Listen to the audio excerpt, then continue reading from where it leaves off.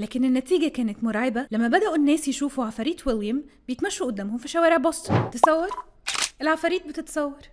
لما تم اختراع التصوير سنة 1826 فكرة الاحتفاظ بمشهد بتشوفه العين على ورقة كانت فكرة جديدة على الناس، وعشان كده ربطوها بالماورائيات، وكان عندهم اعتقاد قوي ان الكاميرا ممكن تحس بالأرواح وكمان تصورها. تصوير الأرواح أو السبيريت فوتوغرافي نشاط بدأ من سنة 1860، وكان من رواده المصور ويليام مامبلر اللي قدر يستخدم الكاميرا علشان يصور أرواح الناس اللي ماتت. موهبة ويليام لقت انتشار كبير واستعان بيه ناس كتير عشان يصورهم مع أحبابهم اللي رحلوا، لكن النتيجة كانت مرعبة لما بدأوا الناس يشوفوا عفاريت ويليام بيتمشوا قدامهم في شوارع بوسطن. عشان يكتشفوا في الآخر إن هم مواطنين عاديين استعان بيهم ويليام عشان يمثلوا دور الأرواح. وكانت دي من بداية ظهور الفوتو مانيبيوليشن أو التلاعب بالصور. وبعد 66 سنة من المحاولة الأولى بتيجي واحدة من أشهر محاولات تصوير الأرواح، واللي كان صاحبها الكاتب آرثر كونان دويل، كتب سلسلة شيرلوك هولمز من سنة 1922. وكان آرثر بيلف مسارح أمريكا علشان يعرض محاولاته للتواصل مع الأرواح عن طريق التصوير، لكن المرة دي آرثر تعمق في فكرته لدرجة إنه ربطها بحركة دينية سماها الروحانية. انضم لحركة الروحانية ناس كتير كانوا بيؤمنوا برغبة الأرواح في التواصل معانا عن طريق أنشطة زي الكتابة، ألواح الويجا أو التصوير.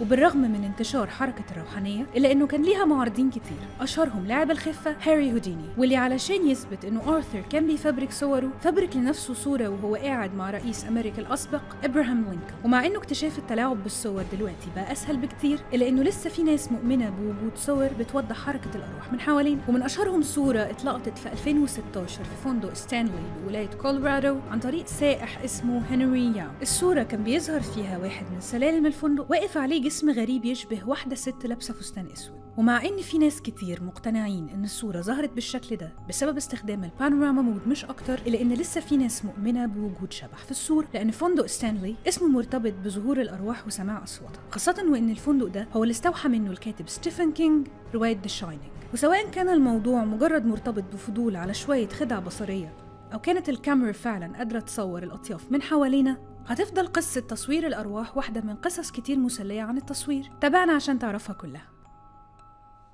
بيس. كنت شاطرة؟ جامد، احسن مرة فاتت بكتير. شكرا.